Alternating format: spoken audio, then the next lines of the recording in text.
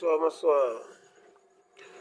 Effectivement, je viens d'assister à un programme de vampires sur YouTube.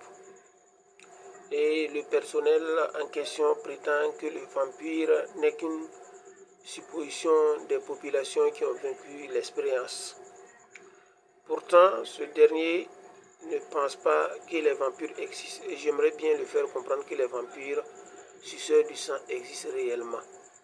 Et si tu ne sais pas la raison pour laquelle je te dis ça, je te ferai savoir comment les vampires ont arrivé à exister. Voilà. Les vampires sont nés du pacte du sang avec les démons. Surtout, beaucoup de croyances qui scellent les pactes. Et quand une personne scelle un pacte avec le démon réclame toujours du sang. Maintenant, si ce dernier en a marre de donner le sang et veut se repentir, il finit par décéder. Mais si ce dernier aussi continue à satisfaire le diable par le pacte qu'il a signé et continue toujours de donner du sang humain, ce dernier par finir n'arriverait plus à consommer de la nourriture humaine comme nous. Mais ce dernier devient automatiquement un démon vivant qui consomme maintenant du sang humain. Et ces gens-là vivent parmi nous. Ils ne peuvent plus se nourrir des nourritures simples comme nous autres. Mais ces gens se nourrissent du sang. Et ce n'est plus chaque année ou chaque mois, non. Chaque jour, ils en ont besoin du sang pour vivre. Parce que sans le sang, ce dernier n'arrive plus à vivre. Et quand on dure par le pacte, on finit par devenir le démon lui-même. Et en ce moment, c'est là où on te parle du mot vampire. Comme vous dites les Français que vampire. Voilà. Les transformations dont tu parles en chauve-souris, un animal qui consomme, qui dévore la chair humaine, je peux te dire que ça aussi, ça existe. Au fur et à mesure que tu as conclu le pacte et que tu demeures dans le pacte, à un certain moment, si tu n'arrives plus à te repentir, au moment que tu as été banni carrément du cercle de la lumière, tu consommes maintenant la chair humaine et bois le sang. En ce moment, tu es capable de te transformer en toutes sortes et en toutes choses. D'autres se transforment en chauve-souris la nuit pour chercher leur proie. D'autres se transforment en hyène pour chercher leur proie. D'autres même se transforment en caïman pour chercher leur proie. Et il y a plusieurs pactes. Même les pactes irrationnels de protection des villages. Il y a des pactes, quand tu signes ça, tu es capable de te transformer en un lion pour protéger toutes sortes d'étrangers qui viennent vous rendre visite. Jusqu'à leur demeure. Si les étrangers viennent dans votre village, les charges qui ont accepté de signer ce pacte pour se transformer en un animal pour protéger, se transforment en animal. Et ces gens te suivent des deux côtés de la route, jusqu'à ce que tu gagnes ton village. Donc mon frère, les Blancs prennent la parole souvent à ne pas savoir la réalité. Pourtant la réalité existe en France, en Amérique, en Belgique, en Chine, au Japon, au Corée, jusqu'à nos terres africaines. Je suis un Burkinabé, je m'appelle Zakaria Ouedraogo. Et je tiens à vous transmettre ce message-là.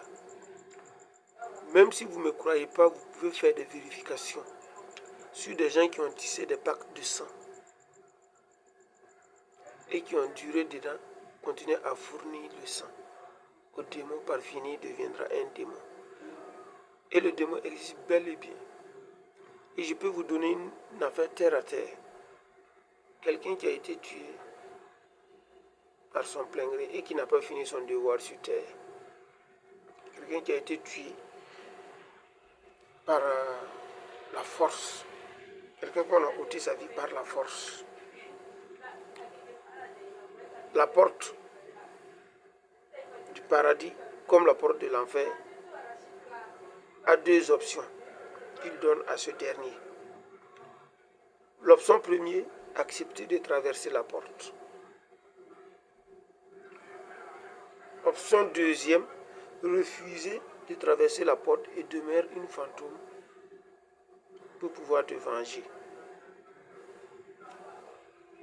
Et c'est ça souvent, vous voyez les maisons hantées, il y a des esprits qui ne refusent de partir. Ces esprits veulent se venger.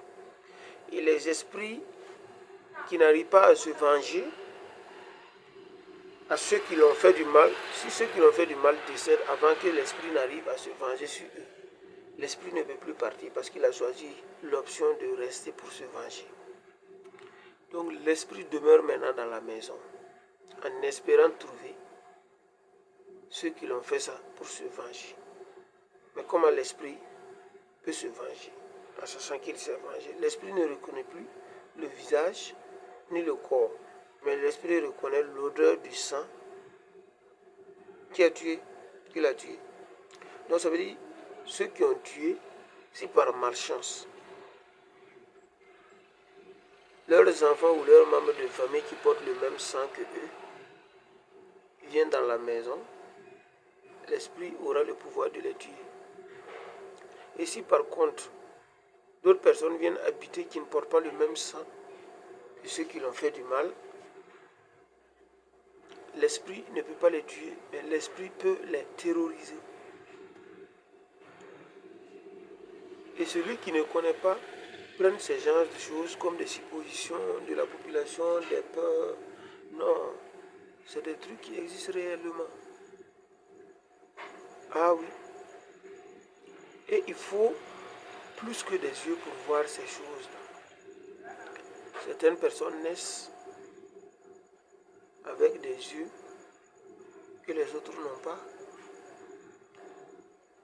D'autres personnes aussi naissent avec des connaissances que d'autres n'ont pas. Le pouvoir d'un être humain vient de l'esprit et du cerveau. Il y a des cerveaux qui ne regardent pas qu'avec l'œil. Il y a des cerveaux qui regardent à travers le cerveau lui-même. Et il y a d'autres personnes qui regardent à travers leurs yeux. C'est pas pareil. Il y a des gens qui peuvent voir en esprit. Par exemple, je vous donne une petite envergure. On est tous des humains. Au marché, sur la voie, sur la route. Mais ceux qui ont l'autre œil visible de voir ce qui est caché dans l'homme, ces gens peuvent voir des humains en masse. Et parmi ces humains, on peut voir des facochers qui marchent parmi les humains, qui portent la peau humaine.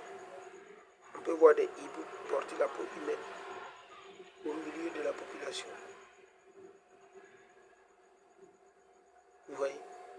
Mais pour posséder ce genre d'œil-là, il y a d'autres qui naissent avec, il y a d'autres qui se le procurent. Et je ne vais pas tout vous dire. Il y a des arbres même qui possèdent cette capacité-là. Mais le blanc n'a jamais fait des recherches sur ces arbres. Il y a des arbres, quand tu enlèves la feuille de l'arbre et que tu perfores la feuille et regarder par ton œil gauche, tu risques de voir ce que tu ne dois pas voir. Et si tu n'es pas préparé à voir ce que tu ne dois pas voir, si tu l'as perçu, à sa forme unique, s'il a su que tu l'as vu, il ne va pas te lâcher. Parce que tu n'es pas prêt, tu n'es pas préparé, tu n'as pas les armes pour le combattre. Et ce dernier va t'attaquer et tu vas mourir d'une manière inexplicable. Et les docteurs, d'autres vont dire crise cardiaque, d'autres vont dire non, des problèmes de drogue psychologique, des trucs comme ça. Parce que tu as vu ce que tu ne dois pas voir. Et ce que tu as vu, tu n'es pas prêt à te battre avec lui. Tu n'as pas les armes. Mais ceux qui naissent avec la capacité de voir ce genre de choses-là peuvent les combattre. Donc ces gens de choses aussi, quand ils aperçoivent que tu peux les voir, ils savent aussi qu'ils ne peuvent pas t'attaquer parce que tu peux les combattre. Tu peux même les décimer. Voilà pourquoi l'œil de vision n'est pas donné à tout le monde.